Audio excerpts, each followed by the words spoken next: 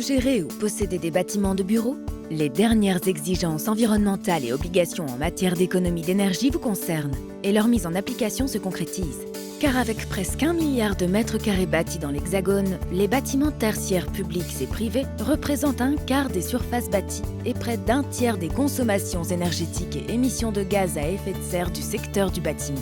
La loi Elan du 23 novembre 2018, dans son article 175, a prolongé les exigences de diminution des consommations d'énergie de la loi de transition énergétique de 2015 et du Grenelle de l'environnement de 2010, en les amplifiant par période de 10 ans. Ainsi, pour 2030, l'objectif d'amélioration énergétique du parc tertiaire a été fixé à 40% de leur consommation par rapport à une année de référence au choix à partir de 2010. En 2040, cet objectif de diminution est fixé à 50%. Et pour 2050, c'est une baisse de 60% de la consommation pour le parc privé et public qui est visée. Le décret numéro 2019-771 du 23 juillet 2019, entré en vigueur le 1er octobre 2019, fixe les modalités d'obligation de l'amélioration de la performance énergétique avant le 1er janvier 2030. Son champ d'application concerne les surfaces supérieures ou égales à 1000 m², avec des modalités d'application qui vont de la simple sensibilisation à des études énergétiques avec temps de retour sur investissement, le tout basé sur l'instrumentation et le calcul. Dans l'attente de la publication définitive du décret, le plan bâtiment durable avait lancé le 31 octobre 2013 une charte d'engagement volontaire pour l'efficacité énergétique et environnementale des bâtiments tertiaires.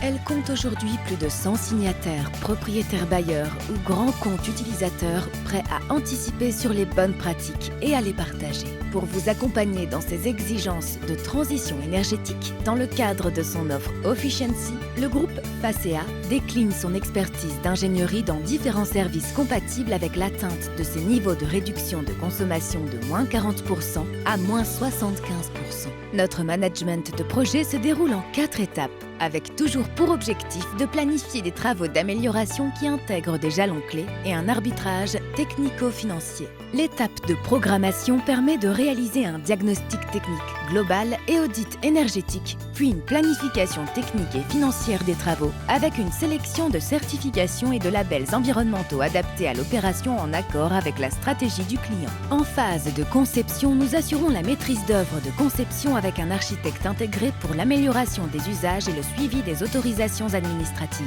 Nous rédigeons un plan de mesure et de vérification PMV conforme au protocole IPMVP et fixons ensemble un engagement sur un niveau de consommation en vous accompagnant sur le montage juridique et le financement du projet. Nous allons jusqu'à la consultation des entreprises et la passation des marchés de travaux. Puis vient la phase de réalisation avec la maîtrise d'œuvre d'exécution de chantier, puis le commissionnement pour mesurer et atteindre les objectifs énergétiques.